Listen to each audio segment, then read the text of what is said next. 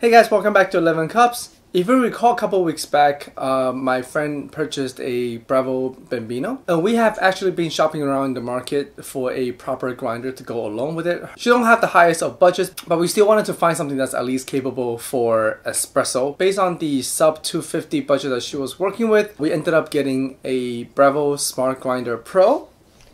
And of course I stole it again. This is the package that she just received. This is again the Smart Grinder Pro, and today I want to do a unboxing and a first impression again for you guys. Alright, let's get it started.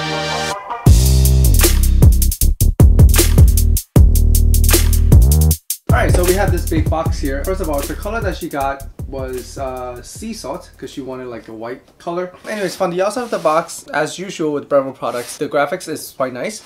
Of course, you have your typical rundown of functions right here on the side. It comes with a 1-pound bean hopper, a backlit LCD screen, 60 grind settings, start, pause, cancel, dosing system, program dose, manual dose, removable ground tray, etc, etc. This is a conical burr system. One of the things that I wanted to try out today is to see if this grinder actually produces a better result than the Barista Express. Because if it does, then for you guys out there that actually are deciding between the Bambino and the Barista Express, you will at least know that if you purchase a grinder and a machine separately, you will get a better result. And of course, the grind result is more or less the same, then it might actually make sense for you guys to just start off with the Barista Express since the budget is more or less the same. Anyways, let's move on.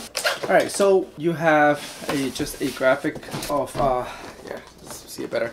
A graphic of the list of products that Breville makes right here on the opening lid. Pretty simple. The first thing that we see here is actually a quick start guide again. So basically it just tells you that you want to go ahead and rinse out the hoppers and the other various parts. Tells you some basic functions, the start, stop, and of course a support line.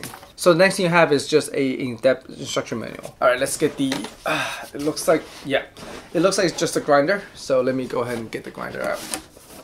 Again, sideways. I don't know how other YouTubers make this look so easy, but there you go.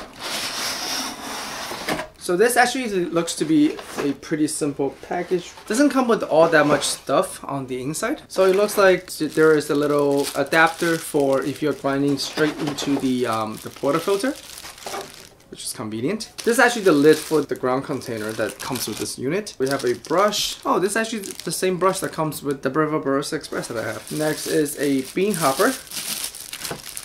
And finally, the grinder. And of course we have the cable cord on the bottom. There you go. Alright, let me go ahead and take off the plastic. So my first impression is that this is a lot smaller than what I imagined. I don't know, maybe it's from the box or from the product pictures. I actually expected it to be a little bit bigger. Even with the bean hopper on top. So actually even with the bean hopper on the size of it, it's a little bit smaller than I imagined. One thing it does come with here is a ground cup. This could be pretty convenient when you're grinding for pourovers. And you do have a little tray here, and it's fit in here with a magnet. Yeah, so it's quite satisfying to snap it back in place. So you have a start and stop button right over here. So this is actually used to engage the grinder if you're using a portafilter. So you can just push in and start, and of course push again to stop. Oh, cool. So yeah, so on the bottom, it comes with a retractable cord. So this is pretty much how long it's going to be. I do know that a lot of these appliances, they purposely made the wire to be a little bit shorter just because they want to avoid little kids, I guess, tripping over them and things like that. I mean, typically you are actually going to be placing this on your countertop, so I don't imagine you need that long of a power cord anyway. So the next thing is when it comes to the grind setting, let me see. So yeah, so this is a stepped setting system. Feels a little bit tight, but we can throw some beans in there to see how it feels. Just by looking at the burr set, it actually looks very similar to the burr set that's in the Barista Express. And for the portafilter adapter, it's also a magnet system that you can just slide. Right, so you just slide right in here. Yep, and then this way you can just take a portafilter and just insert it. Alright, so that's pretty much all the content that comes in the box. Let's go ahead and move this over to the counter and test this out. Alright guys, so I went ahead and rinsed out the hopper right here on top already, and we just need to remove this film. Bam. And hopefully the lighting this time is a little bit better. First thing I want to do is test out the espresso setting. It says in the instruction manual that if you are working with espresso, the grind setting is typically between 1 to 30. Now they do recommend a higher number for a double wall portafilter. However, in my case, I'm just using a single wall, so I'm gonna go ahead and try to see if a lower setting would work out for us. I'm just gonna go ahead and grind a batch through on the setting of 10. There is a function here where you can adjust the grind time. Again, if I were to own this unit, I probably wouldn't be using that because preferably you wanna weigh the amount of bin that goes in and weigh the amount of grinds that comes out. And in terms of the shots and the cups, it's just an easier way for them to adjust the time. So again, these to me, this kind of feels like a redundant function. I'm just gonna go ahead and put the grind time to be much longer than I need it, just so I can manually start and stop it. While I'm playing around with the buttons here, I gotta say this dial right here is not the most satisfying dial to operate. I don't know, it doesn't really have a step. It's not really stepless. It feels very rough and like plasticky when you actually try to turn it. I don't know, just a random observation and me being picky as usual. So grind size of 10. I'm just gonna go ahead and just throw in some random beans just to run it through the machine for the first time. Just trying out the portafilter basketing here.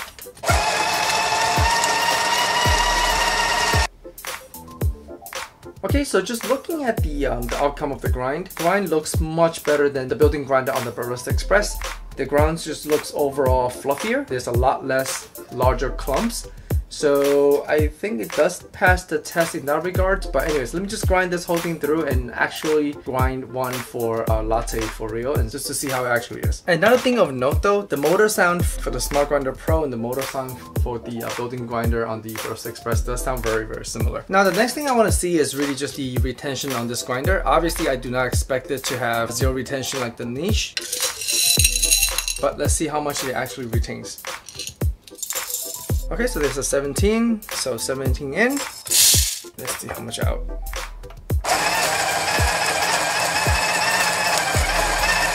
Do think that it's very convenient for this machine to have both a normal start-stop button here as well as the start-stop button over there for the portafilter. The grind actually doesn't look too bad. It doesn't really have a huge amount of large clumping. It does still have a little bit though, but let's see. Okay, so the output of this, it's 16.3 grams. So again, we have 17 in and this is 16.3 grams out. It's not really surprising, you know, for a grinder of this price range, there will be some kind of retention. But let me just put it here one more time. Let me just make sure I got out everything. Seems like that's all of it. 16.6. I think I squeezed out another 0.3 grams. If you're gonna be making something on this grinder, I would suggest putting a little bit more and actually weigh how much you put in versus how much you actually got out of it. Okay, so I think I'm just gonna go ahead and throw in probably 5 beans. Hopefully this is 17. 17.4. I went over a little bit. So yeah, it's just really a couple beans that you're sort of losing to the grinders here. So just test out to see if this is fun enough. I'm gonna run a shot of espresso and just going off the timing and see how it is.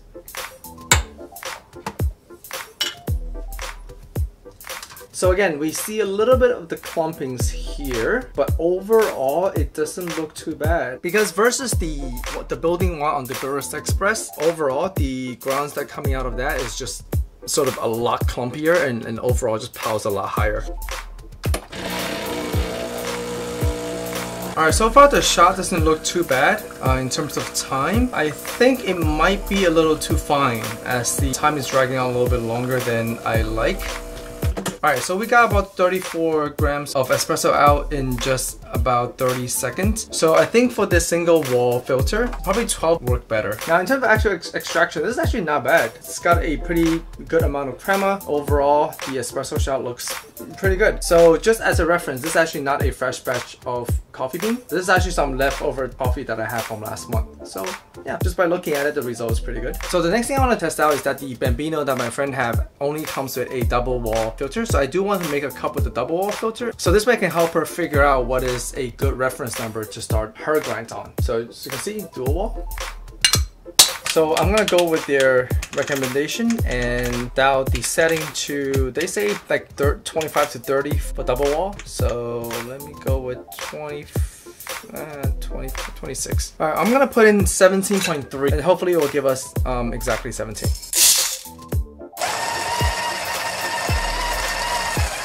Oh yeah, so that's exactly 17 grams, so that's good. So I guess the retention rate is somewhere between like 0.2 to 0.3 grams. And this shot, without me doing anything to it, as you can see, it actually looks better than the first shot, I mean. Yeah, you know what? That was actually way too coarse. Even though Breville did recommend using the 30 ground size, but yeah, that was way too coarse. Let me go ahead and try again. This time I'm gonna go ahead and do, say, 15. Alright, again, 17.4 in. Alright, so actually for this time, I ended up getting more than what I put in. So I just got 17.6 out. So like I said, I had 17.4 in, and some of the retained grounds I was in there might have gotten knocked back out this time. But anyways, so again, this is just something to look out for. So if you ended up getting more than what you were expecting, so like the previous shot, we put in 17.3 and we got out 17. But for this particular case, we put in 17.4 but ended up getting 17.6. That's why it's very important to go ahead and weigh your dose every single time, especially if you have a grinder like this that might be a little bit unpredictable. So let me go ahead and just dump some out. Yep, 17. And again, just to show you guys, not much clumping. So far, I'm actually pretty happy with this.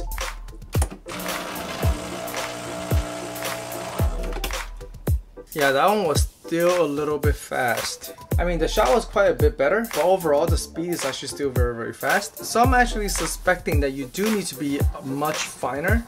A few moments later. Alright guys, I'm back. So I actually looked it up online a little bit just to see what kind of setting people like to use. So I'm seeing that the recommended setting for the espresso is actually anywhere between 5 and 10. So that means in this case, if you're using a single wall, probably like a 8 would be good. And if you're gonna be using it on a double wall, a grind setting of 10 to 12 might work out better. Let me go ahead and try that out one more time with a double wall. Don't want to waste too much coffee here, but I want to at least be able to tell her what kind of a number to start off on. Alright, so as you can see, I went ahead and changed the setting to 12. Again, 17.4 in.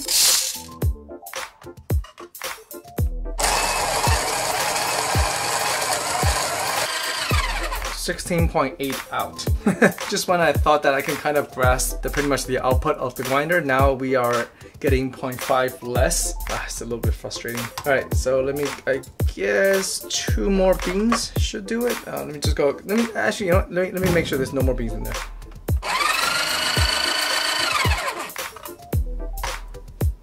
Yeah, 16.8 still. 2 more beans.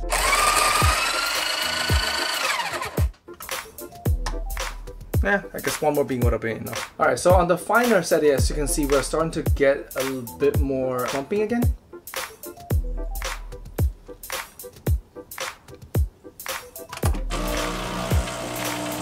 Alright, this actually looks so much better.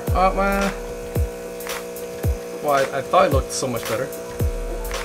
Still a little bit quick. Alright, so overall by the cup, I think the crema is starting to look better and better in terms of how the shot looks. I think if 12 is still a little bit too fast, probably you want to be more at the 8 to 10 range for most of these shots. I'm actually a little bit surprised that it's going so fine, just because again we're using a double walled filter. So typically speaking, the pressure buildup should be much higher in these baskets. Alright, I'm gonna try this one more time. I feel like we're almost there. Alright, so right now I just put the grind setting to 8. And let's see what surprise this grinder gives us this time. Again, 17.4 in.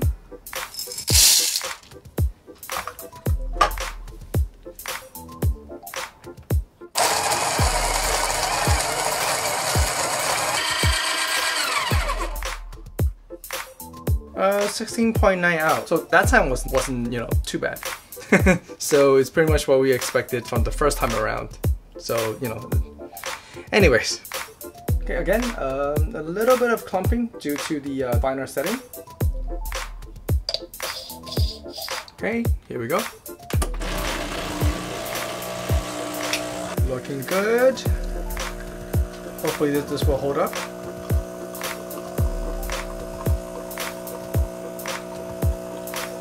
Yeah, alright, good. I think we're finally there. we finally got our perfect shot at grind setting of 8. As you can see, it's actually, yeah, the crema is quite beautiful. Again, this is coming from a double-walled portafilter.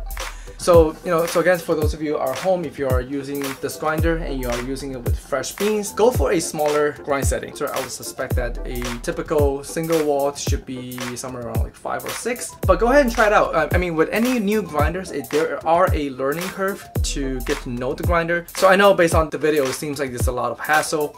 But same thing with the niche. When I first got the niche, I had to do a couple shots before I eventually got it right. And that one was even more difficult because it was stepless. So even just a little bit of adjustment, it actually made a huge difference. The only thing I would say that the niche obviously have over the Smart Grinder Pro is that it actually have a very consistent zero retention rate. So the plus minus 0.1 grams is a lot more manageable than the plus minus, I don't know, we have seen like what, 0.5?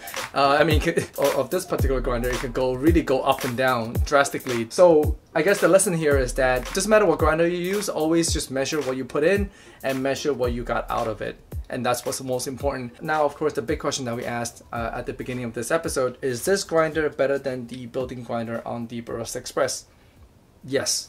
I definitely think it's better. The grounds that it put out looks much better than the ones that came out of the Barista Express. And on top of it, the Barista Express grinder pretty much is only good for espresso, whereas this can give you anything from French press, AeroPress, pourovers, and of course your espresso. So this is definitely a much more versatile. So of course, and depending on your budget, if you are deciding between the Barista Express or a Bambino plus the Smart Grinder Pro or the Infuser plus the Smart Grinder Pro, the Smart Grinder Pros definitely have the upper hand here in terms of grind quality. Alright, so hopefully that little experiment helped you answer some questions that you might have in your shopping process for the Breville machines. So if you're also in the market for a grinder of this price range, tell me down below in the comment section what you end up getting. Alright, so that's it for this episode. Don't forget to like, share, and subscribe, and I'll see you on the next one. Bye!